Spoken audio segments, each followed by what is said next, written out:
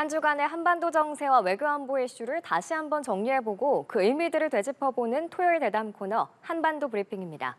오늘도 외교 안보 국제 분야 취재하는 이준삼 기자 나와 있습니다. 어서 오세요. 네, 안녕하세요. 네, 오늘은 어떤 소식들 준비되어 있나요?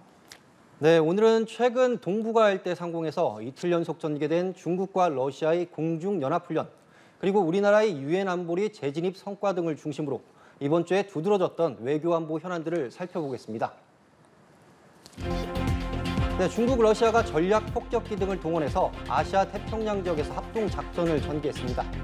그 과정에서 중러 군용기들이 사전 통보 없이 우리 방공식별 구역에 무단 진입하는 상황이 발생했습니다. 싱하이밍 주한 중국 대사가 중국의 패배에 베팅하는 이들은 반드시 후회할 것이라며 우리 정부의 외교 기조를 공개 비판해 논란이 일고 있습니다. 정부는 이를 도발적 언행으로 규정하고 싱 대사를 초치해 강력히 항의했습니다. 우리나라가 11년 만에 다시 유엔 안보리 비상임 이사국으로 선출됐습니다. 북한의 핵과 미사일에 대응하기 위한 국제사회의 대북 공조가 한층 탄력을 받을 것으로 보입니다. 북한이 국제기구에 통보했던 위성 발사 예고 기간이 내일로 종료됩니다. 북한은 국제해사기구 IMO의 규탄 결의문 채택에 반발하며 앞으로는 사전 통보 없이 위성 발사에 나설 수 있다고 경고를 했습니다.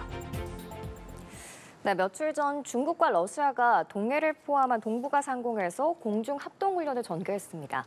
이 과정에서 저희 측과 마찰이 있기도 했었는데 우선 어떤 상황들이 있었는지 정리해 주시죠.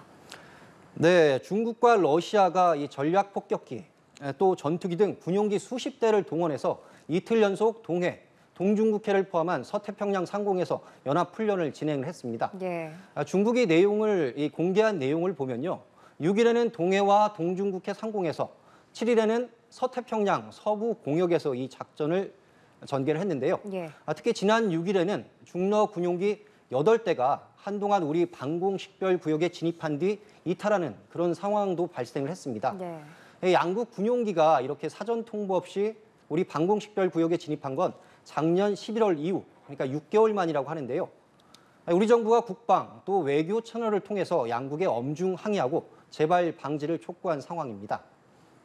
이 방공식별 구역이라는 게 이 영공으로 접근하는 이 정체를 알 수 없는 다른 나라의 군용기를 신속하게 식별을 해서 즉각적으로 대응하기 위한 이 임의의 어떤 그런 공역을 말하는데요. 네. 국제법적으로 인정되는 개념은 아닙니다. 해당 국가에 사전 통보를 해주는 게 국제적 관행으로 통용돼 온 건데, 하지만 중국과 러시아의 경우에 이런 관행을 무시하고 우리 방공식별 구역에 무단 진입하는 그런 경우가 왕왕 반복되고 있는 상황입니다. 네, 그러면은 중국과 러시아의 이번 연합훈련 배경에 대해서는 어떤 분석들이 나오고 있나요? 네, 이 동북아 지역에서 중국과 러시아의 연합 공중 순찰이 처음 포착된 건 지난 2009년입니다. 예. 또 2020년, 2021년에도 각각 한 차례, 작년에도 이 두 차례 같은 군사 활동을 벌였습니다. 예. 이번에는 공동 수찰 작전이 처음으로 이틀 연속 진행이 됐고, 이 동원된 전력 규모 면에서도 좀 이례적이었다는 평가가 나오는데요. 예. 중국은 여기에 대해서 특정 국가를 겨냥한 게 아니다, 이렇게 설명하긴 했습니다. 하지만 시기라든가 그런 형식 등을 놓고 보면 역시 한미일 세 나라가 최근 안보 협력을 부쩍 강화하는 그런 상황을 의식한 맞대응 성격이 다분하다는 분석이 나올 수밖에 없는 상황이고요. 예. 또 중국 관영 매체 보도를 보면 굳이 그런 의도를 숨기고 싶어 하지 않는 것 같습니다. 예컨대 중국 관영 환구시보는 익명의 군사 전문가를 인용해서 중국과 러시아가 손잡고 지역 평화 안정에 대한 수호 능력을 보여주는 건 미국의 패권 행태에 대한 일종의 강력한 제어다, 이런 기사를 내놓기도 했습니다. 네, 그런가 하면 이 중국 외교관들의 거친 표현이 또 한 번 논란거리가 되고 있습니다. 이번에는 싱하이밍 주한 중국 대사가 우리 정부의 외교 기조를 공개 비판해서 파장이 일고 있죠. 네, 지난 8일에 이재명 민주당 대표를 만난 자리에서 나온 발언이었습니다. 네. 싱 대사는 여기에서 미국이 전력으로 중국을 압박하는 상황 속에 일각에선 미국이 승리하고 중국이 패배할 것이라는데 베팅을 하고 있다. 그러면서 이는 분명히 잘못된 판단이자 역사의 흐름도 제대로 파악하지 못한 것이다. 단언할 수 있는 건 현재 중국의 패배를 베팅하는 이들이 나중에 반드시 후회한다, 이렇게 말을 했습니다. 예. 우리 정부의 외교 기조를 공개적으로 그것도 이례적으로 거칠게 비난한 건데요. 외교부가 이를 도발적 언행으로 규정을 하고 어제 싱대사를 불러서 내정 간섭에 해당될 수 있다. 이렇게 경고하고 강력히 항의를 했습니다. 네. 이번 논란 역시 한미일 공조에 대한 견제 행보의 연장선상에서 이루어진 것이 아닌가 하는 그런 해석이 나올 수밖에 없는 건데요. 앞으로도 외교적으로 도를 넘어선 부분에 대해선 이번처럼 단호하고 또 확실한 조치로 대응을 해야 할 것 같고요. 다만 지속적으로 고조되는 외교 갈등 국면에 대해선 물밑에서라도 적절한 상황 관리 중요성 염두에 둘 필요가 있어 보입니다. 네, 그래도 이번 주에는 오랜만에 반가운 소식도 있습니다. 우리나라가 11년 만에 유엔 안보리 비상임 이사국으로 재선출된 건데요. 이 소식도 전해주시죠. 네, 현지 시간으로 지난 6일 뉴욕 유엔 본부에서 유엔 총회 선거가 열렸습니다. 여기서 우리나라가 2년 임기의 안보리 비상임 이사국에 선출이 됐습니다. 아태 지역에서 한 개 국가를 뽑는데 우리가 단독 후보로 나섰고요. 모두 192개 회원국이 투표에 참여해서 3분의 2 이상인 180개국의 찬성표를 얻었습니다. 예. 말씀대로 우리가 안보리에 다시 들어가는 건 2014년 이후 11년 만이고요. 이번에 역대로 세 번째 임기에 해당이 됩니다. 유엔 안보리는 전 세계 평화와 안전 유지에 일차적 책임을 가진 유엔 최고 의사결정 조직 아니겠습니까? 미국이나 중국, 러시아 등 5개 상임 이사국이 가진 그런 거부권은 없지만 비상임 이사국으로서 유엔 안보리의 모든 현안 논의와 또 표결에 참여를 하게 되는데요. 예. 정부는 각종 결의 등 안보리의 실질적 결과물을 도출하는 과정에서 우리의 목소리를 적극적으로 반영할 수 있을 것으로 기대를 하고 있습니다. 또 그간 한국은 북한 도발 관련 회의에 이해 당사국으로만 참여해온 측면이 있었습니다. 하지만 내년부터는 북한 관련 결의 또 의장 성명 문안 작성 등을 주도하면서 북한 무력 도발의 불법성을 국제사회에 선명하게 각인시키는 그런 역할도 하게 될 것으로 보입니다.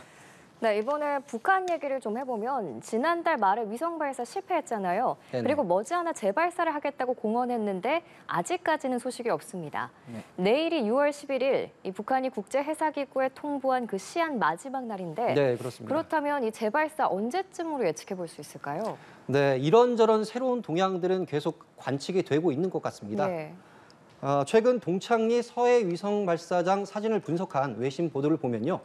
기존 발사장에서 이동식 건물이 발사 패드 중심부로 이동을 했다. 이런 내용의 보도들이 나왔는데요. 예. 그렇다고 해서 이걸 발사 직전 단계다. 이렇게 예단하기는 좀 어려워 보이고요. 사실 북한이 오는 11일까지 2차 발사를 끝내겠다. 이렇게 밝힌 적은 없습니다. 예. 북한은 국제해사기구에 통보했던 대로 지난달 31일, 그러니까 예고 기간 첫날에 발사체를 쐈다가 잘 아시다시피 실패를 했지 않습니까? 예. 그러니까 2차 발사 준비는 이제 2차 발사는 준비가 완료되면 다시 한번 국제기구의 발사 예고 기간을 통보하는 게 좀 더 자연스럽다고 볼 수 있는 그런 상황이었는데 여기에 좀 돌발 변수가 생겼습니다. 예. 이번에 국제해사기구가 미사일 발사 규탄 결의안을 채택했고 여기에 북한이 강하게 반발하면서 앞으로 위성 발사 시에는 사전 통보하지 않겠다 이런 뜻을 시사를 했습니다. 또 한편으로 보면 북한이 언급한 가급적 빠른 기간이란 표현 자체가 좀 상당히 추상적 표현 아니겠습니까? 예. 게다가 지금 장마라는 그런 날씨 변수도 좀 있고요. 이런저런 측면들을 고려해 보면 2차 발사 시기, 전적으로 아마도 이 1차 발사 실패에 대한 원인 분석 또 개선 작업이 완전히 마무리되는 그런 시점에 달려 있다고 볼 수밖에 없을 것 같은데요. 우리 군 당국도 북한 스스로 인정한 엔진이나 연료의 문제점을 개선하게 되면 아마도 준비하게 될 텐데 그런 가능성을 포함해서 발사 여부를 주시하고 있다. 이렇게 좀 더 지켜볼 필요가 있다는 반응을 보였습니다. 네, 마지막으로 이 서해로 추락한 북한 위성 발사체 잔해 인양 작업이 이루어지고 있는 것 같은데 좀 쉽지는 않아 보여요. 어떤 상황인가요? 네, 발사체 잔해는 현재 해저 75m에 가라앉아 있는 상황입니다. 인양 작업이 오늘로 그러니까 11일째 이어지고 있는 건데요. 예. 당초에는 좀 빠르면 지난 주말이면 인양이 가능할 수 있다 이런 관측도 나왔었는데 그에 비하면 좀 많이 늦어지고 있는 거죠. 현장에선 3,500톤급 수상한 구조함, 통영함을 포함해서 여러 척의 함정 또 항공기 등을 동원해 인양과 다른 잔해에 대한 탐색 작전이 계속 진행이 되고 있습니다. 군 당국의 여기에 대한 좀 관련 브리핑 한번 직접 들어보겠습니다.